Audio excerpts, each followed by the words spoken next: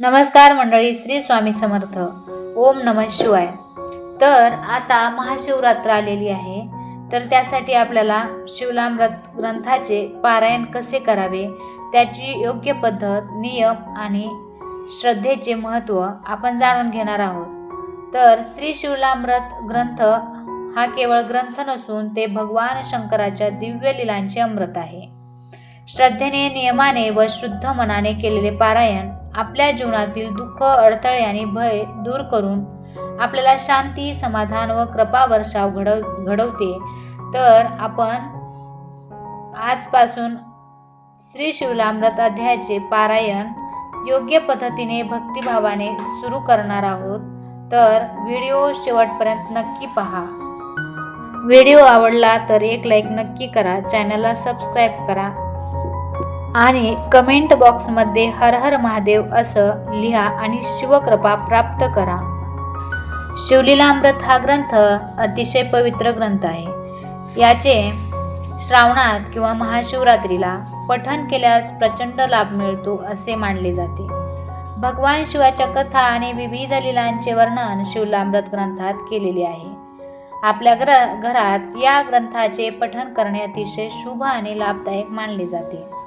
असे म्हणतात की घरात शिवलामृत वाचल्याने सुख शांती नांदते, तसेच भगवान शिवाचा वास आपल्या घरात राहतो. महादेवाची कृपा मिळते, घरातील नकारात्मकता दूर होऊन घरात प्रसन्न वातावरण तयार होते, कुटुंबात आनंद आणि सुख येते. तर शिवलामृत पारायण करताना संकल्प कसा करावा?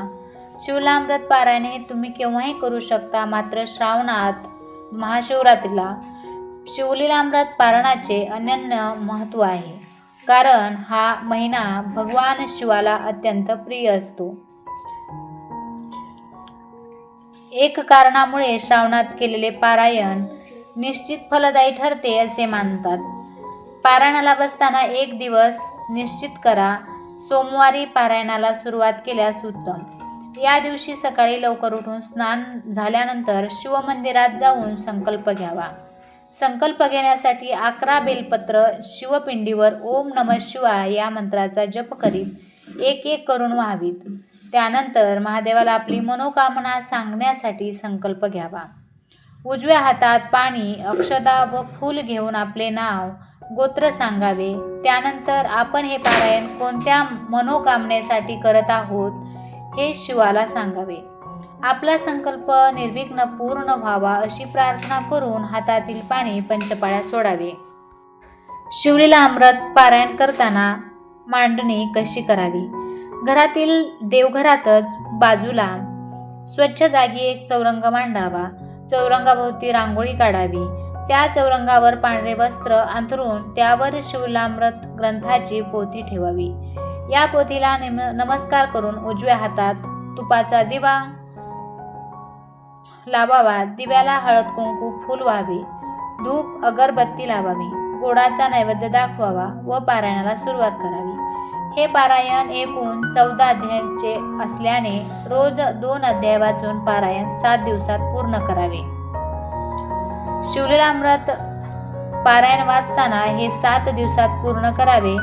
दररोज 2 अध्याय वाचावे. हे अध्याय वाचण्याआधी संकल्प घ्यावा.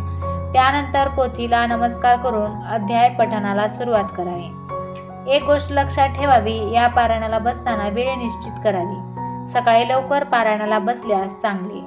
निश्चित वेळी 7ही दिवस पारायणाला बसावे. वेळ चुकू नये. अध्याय वाचल्यानंतर नमस्कार करून आपल्याकडून काही चूक झाली तर देवाला मनोभावे माफी मागावी. आपली भक्ती स्वीकारावी यासाठी प्रार्थना करावी. त्यानंतर सात्विक नैवेद्य दाखवून महादेवाची आरती करावी. अशा प्रकारे रोज नियमित 7 दिवस पारायण करावे. 7व्या दिवशी तुम्ही शिवमंदिरात जाऊन तांदूळ आणि पांढरे वस्त्र दान करावे. शिवलीलामृत पारायण करताना फार कठोर नियम नाहीत, मात्र जे नियम आहेत त्यांचे पारायण मात्र कठोरपणे करावे, तरच पारायण फलित होते. पारायणाला सुनिश्चित वेळीच बसावे. वेळ चुकू नये. स्नान केल्यानंतर स्वच्छ धुतलेले वस्त्रच परिधान करावे. पारायणाच्या काळात मांसाहार, मद्यपान करू नये. पारायणाच्या काळात ब्रह्मचर्याचे पालन करावे. पारायणाच्या वेळी सात्विक आहार घ्यावा. कांदा लसूण अजिबात खाऊ नये.